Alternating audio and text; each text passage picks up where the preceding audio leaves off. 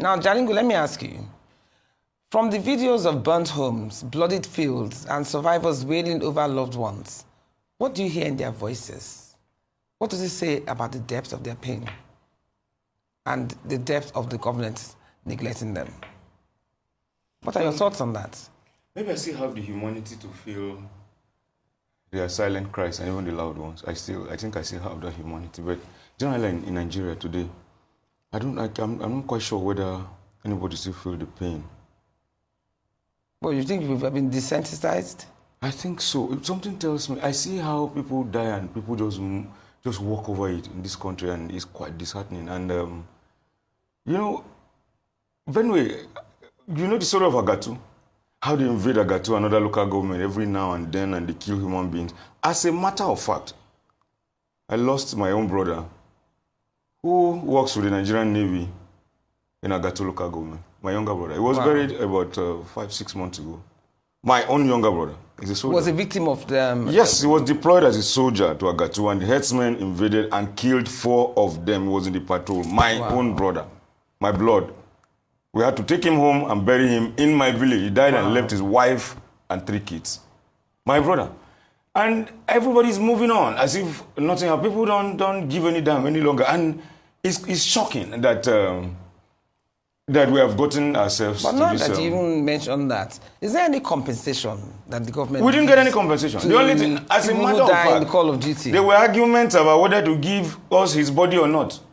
Really? Yes, they didn't even want to give us his body.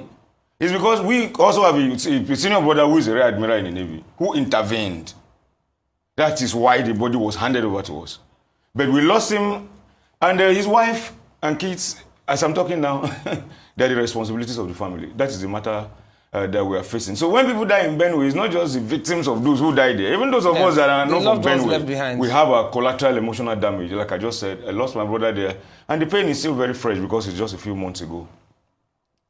And it's horrible to think that you have a government. The Constitution says that the security and welfare of the people shall be the primary purpose of government. But it's so horrible to think that in this country, you can just see and somebody can walk into your home, kill you, and government will not do anything about it. 200 people slaughtered. And like I will repeat, and the president said, why hasn't anybody? So why wouldn't you allow me have a gun, for instance? Why wouldn't you allow me keep an AK-47 in my house so that the person coming to attack me will know that I can defend myself, but you don't allow me to?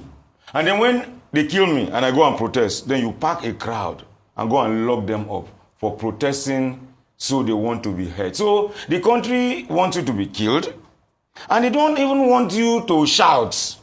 Because after killing the 200, those that came outside to say, what is the meaning of this? The governor was the first person to fire the CPS. Because the CPS joined the protesters. The governor fired the CPS. Because as far as it's concerned, nobody was supposed to say anything. And the ironic thing, Nancy, is also that I want to remind the public that in 1999, Benue State has had 2 Reverend Fathers as governors. Reverend Father Adasu and Reverend Father Alia, AKS alias Hayansit. They are Reverend Fathers, men of God, supposedly. But Benue State has remained one of the worst governed states in Nigeria, both in terms of resource management and in terms of security. I don't know where we are going to run to again. I really don't know where we are going to run to, particularly for people that are looking for help from government. They brought a federal task force in 2018 and mobilized soldiers, Navy, Joint Task Force to Benue State. And recently they brought what they call forest guards. The team that my late brother was part of was also federal government efforts to see how they can control things in the state. But it is very clear that everybody they are sending to that place is either they are complicit or they are incapable of helping the people to stop this violence. But now that you mentioned... And I put the blame on government squarely. Government is trading with this crisis. There are people that want state of emergency to be declared in Benue State. I was just going to ask the secretary to the government of the Federation is from Benue State, and I know that he's having issues with people at home. The politics between all of them, they value the next position they are going to hold than the lives of people. And they are ready to give out any number of lives. I know that Benue State is contiguous to Cross River State. You can trek from Obudu. You can trek from the Federal College of Education in Obudu into Vandikia local government. You can trek. There's no bridge. You can trek. It's actually logs of wood that they use to do the boundary. So we know the same. In fact, there is no famine year, there is no famine season that the people of Andikia and my people in Obudu don't fight a communal war. Every year is a given. So we know ourselves very, very well. And I'm surprised, these were small skirmishes like we're saying, but now the dimension that this thing has taken, it is very clear that there are people in government who are stalking these embers, who are funding this violence, just to be able to maintain their political relevance. And it's a very, very unfortunate Not just thing. political relevance, declared a state of emergency, another state. I know even the emergency will give them relevance now. The emergency in Rivers has made somebody feel like, yes, I got almost you. Similar to what is happening in Rivers State now. In fact, in the case of Rivers, they didn't kill 200 people. No, they didn't kill, but it's somebody somewhere just went and pulled it from the drawer and then declared state of emergency. But we have places all over the country where people are dying, nobody is declaring state of emergency. So some individuals just feel that for the rest of us, our lives are not as important as theirs. They can always use our lives to play politics and maintain their position in the country. And it's a very terrible thing. But one thing they should know is that, well, I don't know whether it is my lifetime or another time, but one day I'm very, very hopeful. I'm not going to say God will help us, no. I know that the people will decide what they want to do with their lives. But the people have been under oppression and suppression for so long that I think it will take extreme radicals. We will manufacture ourselves one by one. Sometimes I wish that half of Nigerians were like me. These people will not mess around with us. That's the truth of the matter. Because we will sleep in the front of your house till daybreak. How many of us will looking? But it's unfortunate that people... But is it that fella asked that question until he died. But the people have also lost the will to fight. I know one die. I know one quench. I know that's it. But me, I'm ready to fight. I will fight. And I fought. So you can't cheat me easily now. You cannot cheat me easily. And I wish that every Nigerian would do that. But how many have? They're not enough. That's the question. We'll continue to multiply. But Nigerians must get angry. I will insist. We need to get angry. So you think we haven't gotten angry enough as it is? People are not angry. If you're angry, you show it now. When you are angry, you show it. People cannot be angry and remain in their houses. Because, see, we need to teach these politicians a lesson. But is it not also a hunger infrastructure that is playing a role in this? I used to think there's a hungry man that can be angry. If you are well fed, you won't be angry. The more they keep us hungry, it's even the more reason why we should get angry. I had an incident where we were driving and the convoy of a speaker of a particular state house of assembly, let me not mention, was coming at us and where they wanted us to stop. At the point they crashed into a vehicle and I came down to ask the speaker. Of course, the policeman already slapped me. And I was asking the speaker, when he was in the car. No, but the speaker saw you. He saw me. Did he see the policeman? He knows me, the speaker knows me. So when he saw that, it was me. I said, which law in Nigeria, for God so loved the world, says that if a speaker or a politician is coming, we should clear the road for you? You are not emergency service. You are not 911. You are not going to rescue life. As a matter of fact, most of the time when you see Nigerian politicians blowing sirens and going out, sometimes they are just going to meet their girlfriends that they kept in the hotel. Because if actually they were working, what problem have they solved? If they are actually rushing to go and work. In countries where leaders are solving problems, they don't use sirens. They don't use sirens. It's only emergency services that you. In most times, I tell you, maybe they have kept a girlfriend in the hotel for 5 days. The girl is angry with them on the phone. That's why they are blowing siren with a convoy of 30 vehicles. They just want to go and see one small 22-year-old girl. I'm a journalist. I've seen it several times, and I'm not playing. I am saying the truth. The whole truth and nothing but the truth. In most cases, they are not going to work. They are not going anywhere. They block the road and stop everybody from moving because they want to go and meet one 22-year-old girl in a hotel. It is happening in this country till today. And but we have to be careful how we make these accusations because I know some. We don't want to incite. Some of them are my friends. No, but we don't want to incite. Some of them are my friends. Discord or even more aggravation. It's already on ground as it is. It is well. So we have to be very careful not to just paint all of them in one color. May God help us. Same strategy, same script. Now, what we keep seeing the same cycle massacre. Same cycle. There's massacre, then the outrage, then deployment, then silence. Do you think this pattern is deliberate to wear down public outrage and normalize mass deaths? Because I don't see why it's being repeated back to back over and over again. I'm asking you, Jalingo. Yeah, but murders in Nigeria have actually been normalized. People feel numb these days. When people hear that 200 persons died, 500 persons died, nobody feels anything. Everybody just moves on. Like, if you hear that 3 people were killed in America or UK, for instance, the whole country will come to a standstill. That's what you watch on CNN for the whole week. They are not going to give you anything on BBC. That's what you're going to see because 3, 4 people died. But in Nigeria, you hear every day that 200, 500 have died. And nothing happens. From the latest statistics that are available from May 2023 to May 2025, statistics from media reports and data organizations have said that 1,045 persons have been killed in Benue State. Wow. 1,045. And to the best of my knowledge, I cannot remember anybody that has been brought to book for killing 1,044. We are just talking about 200.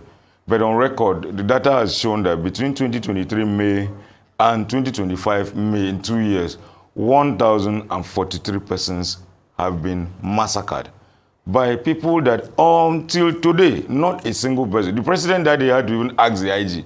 I said, IG, 200 persons have been killed.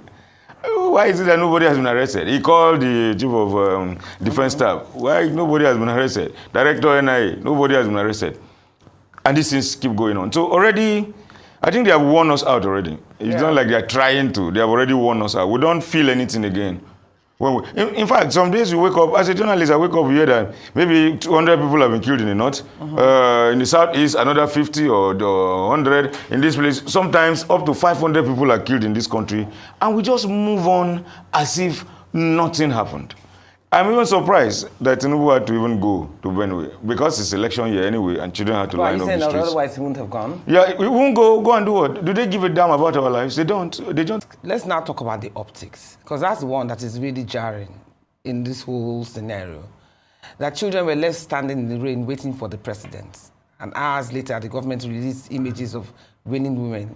What does this say to you? Was it a heartfelt concern or a crisis PR, an optic disaster? I think they just went to do some campaign. Apart from even the kids, you saw some billboards on the road. The roads, the streets of Makurdi were adorned with billboards that were talking about 2027, welcoming the president to Benue State, to Makurdi, as if he was coming to do a big party. As a matter of fact, the president did not even get to Yewata, where the incident happened. He didn't? He ended up in Makurdi, the state capital. So the idea was to bring people together to just do the usual thing. You see, the problem, not just in Benue, with this ethnic crisis in Nigeria, is that no matter the numbers of people that are killed, nobody ever gets punished. That's the sad thing. I said it here the last time I was here, Nancy, on this program, that this country has a way of compensating mass murderers. I said it. And I also remember that after I left here, one of my friends who felt maybe I was referring to him also called me. I should say that on air. And he thought I wasn't speaking. I said, no. As far as you know how to murder very well, you know how to kill people en masse, this country, the people that killed those 200 people, they will end up being negotiated with. I'll give you another example from Sokoto State. CD, an 18-year-old girl that wrote a post about the Sokoto State governor on Facebook, was arrested, charged before a court. She's still being dragged. They have made her life miserable. They kidnapped her, injected her, dumped her in the bush. Wow. She's still on trial now. Yesterday, the governor of Sokoto State said that he's ready to negotiate with mass murderers, as they call them, bandits now, terrorists. No, you prefer to negotiate with people who are killing soldiers, killing policemen, killing civilians every day, but you are ready to lock up young people. That is what Nigeria is doing, even in Benue State. Since this crisis started, to the best of my knowledge, even as a journalist, I have not seen one person that has been sent to jail. Even the president himself was wondering, why hasn't anybody been arrested? And that is why this country, that's why this crisis is still persisting, because nobody gets punished. You know, nobody gets punished. That is what is most I said here, that day I was almost in tears, because I still keep feeling every day that those of us who do not have the capacity to use guns and kill people, once we speak one line, they arrest us, yes, and then we are charged for terrorism, treasonable felony. I had to go to, anytime they read the charges in court, I'll be looking at the judge and the court clerk like, seriously? Agba Jalingo, you are talking about terrorism with me, my name, associated cultism. At the point they said that I had a meeting with all the gang leaders in Calabasa on number something Target Street, and God in heaven knows it today, I don't know what Target Street is. But people sat down, wrote these charges against an innocent person, and I'm not the only one. We are so many of us. Then people who are killing Nigerians every day. Even the president is asking the IG, why hasn't anybody been arrested. But they know the road to our houses. Those of us that have not committed The same president crime. has also said that it should not be politicized. This killing should not be See, politicized. all that committee here, they are forming. I can still tell you on this program and tell Nigerians and assure them 100%, Nancy, that nothing will be done. Nothing will be done. But I just want to give credit to Professor Oyate, the third thief, who was able to call the crisis what it is. Yeah. Genocide, ethnic cleansing, that is what some people are and unfortunately for us, we are seeing that not just in Nigeria, all across the world has fallen into the hands of people who want to send indigenous people away from their homes and take over their land. From Palestine to Gaza to everywhere, to Benue, to Kaduna, to everywhere. There are some people, marauders, who are interested in taking over people's lands. Because A or B said so.